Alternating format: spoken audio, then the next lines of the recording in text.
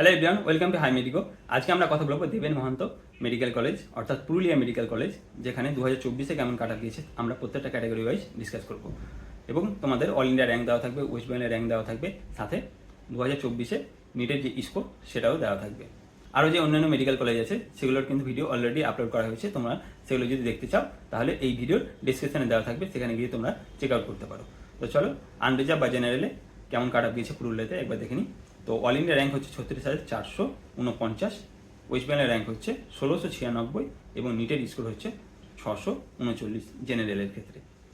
OBC এর ক্ষেত্রে কাট up গিয়েছে 41,398, নিটের স্কোর হচ্ছে 634 এবং ওয়েস্ট বেঙ্গলের র্যাঙ্ক হচ্ছে 1990। ওবিসি বি এর ক্ষেত্রে কাট আপ গিয়েছে 46,086, এটা অল ইন্ডিয়া র্যাঙ্ক, ওয়েস্ট বেঙ্গলের র্যাঙ্ক হচ্ছে 2277 এবং নিটের স্কোর হচ্ছে 629।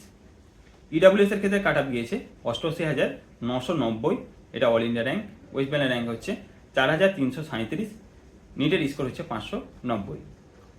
এসসি ক্যাটাগরিতে কাট আপ গিয়েছে 1,47,389, এটা অল ইন্ডিয়া র্যাঙ্ক, ওয়েস্ট বেঙ্গলের র্যাঙ্ক হচ্ছে 5,662, নিটের স্কোর হচ্ছে 542।